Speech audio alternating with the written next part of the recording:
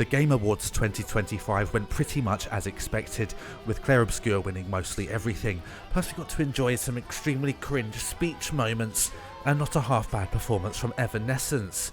I'm just going to straight up say it, we got new Star Wars games, Total War 40k, Lorien with a new RPG, and loads more AAA games fresh off the press. Stay tuned, because we've listed all of the best games announced at the Game Awards, which are worth your attention.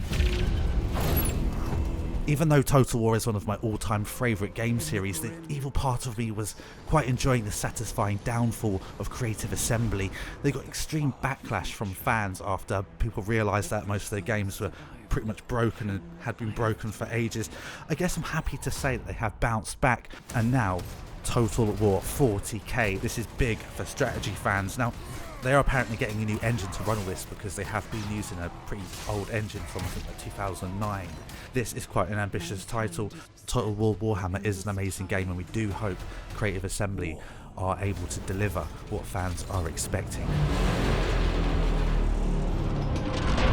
Next up, we have a release from Lorien Studios, who are definitely the cream of the crop when it comes to game developers. I do remember in the Game Awards 2023 when they completely roasted all of the other developers who were pretty much making trash games at the time.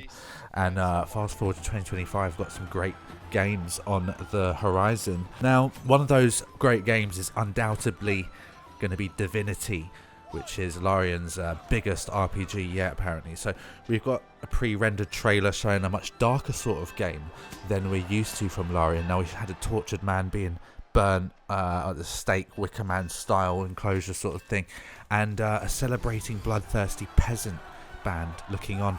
2014's Divinity Original Sin took place thousands of years before the sequel, and so we do expect a sort of brand new story with Divinity. Could be anything. Most certainly looking forward to this one. Let me know in the comments if you are as well.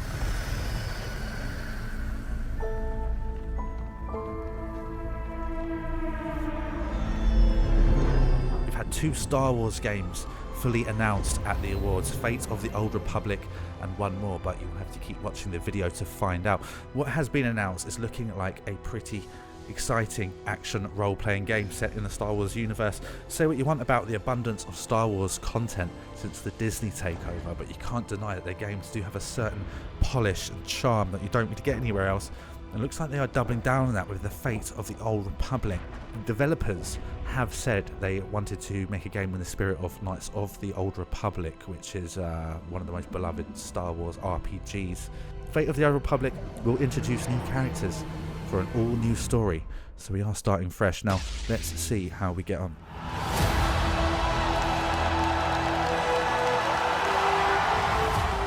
Another game that was announced at the Game Awards is Gang of Dragon.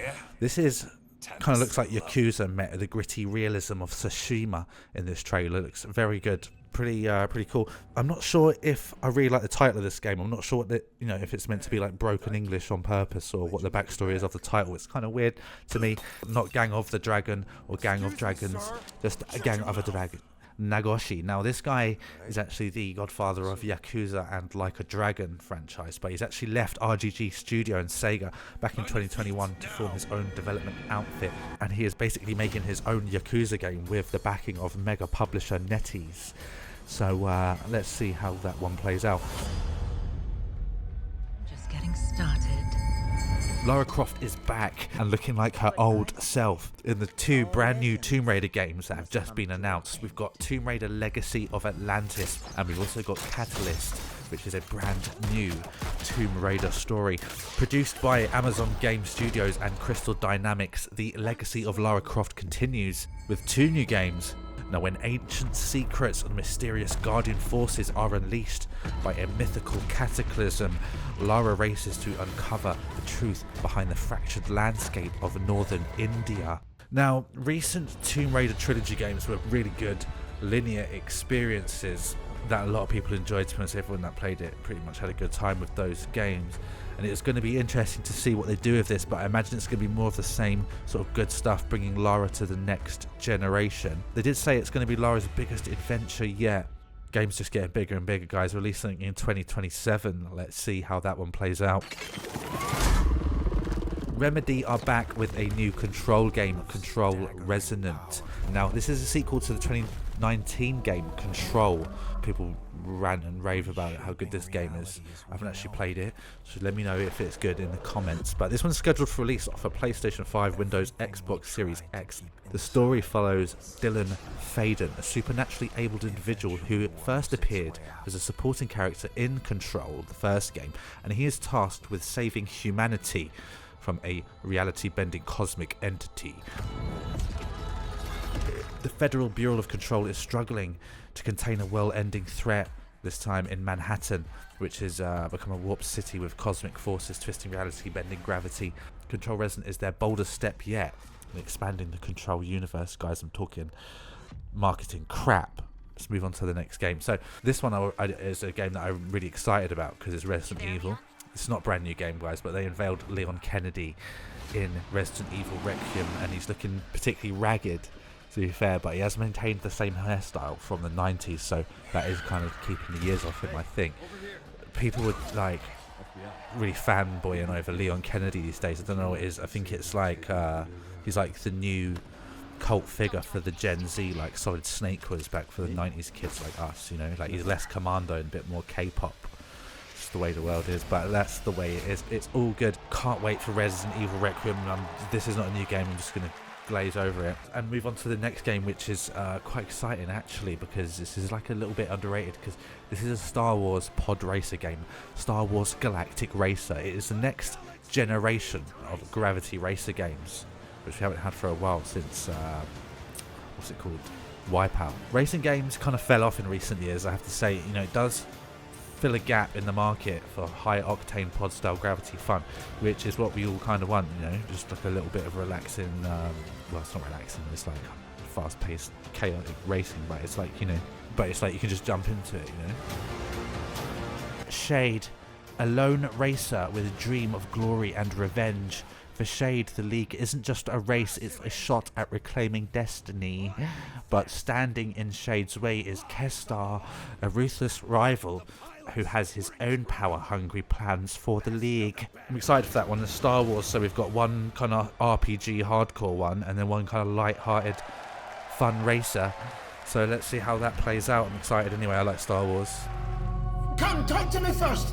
Now I want to talk about a really cool game. I'm excited for this one as well. This is the game that horror fans have been waiting for. This is Ontos, which is a psychological cyberpunk horror, which is from the creators of Soma. Soma was an extremely underrated game in my opinion, and fans absolutely go nuts for that one. Hopefully this one is an absolute banger. The story is about a repurposed moon hotel, Samsara, and we uncover cryptic experiments, face unsettling encounters, and piece together a mind-bending narrative. The deeper you go, the more truth unravels. Now, not a brand new game, but we do have a game worth mentioning, which is Lego Batman Legacy of the Dark Knight, developed by Traveller Tales and published by Warner Bros. It is the fourth installment of the Lego Batman video game series, and it features an original story inspired by the films and other media from the Batman franchise. This one is definitely a must-play for the hardcore Batman fans and fans of the Lego games, as well as a sort of younger audience or people who are you know, just generally the target audience, enthusiasts and stuff like that. Unfortunately, I am none of those, and so I have missed out on a good lot of Lego titles, which I'm sure they look really good, to be honest. I just can't play them, but the next gen era is looking fantastic for Lego, and this kind of art style is kind of suited to the new wave of pre-rendered graphics. The most exciting games from the Game Awards. Do subscribe, do watch GameWise. Let me know what you thought of the video, and I will see you out there.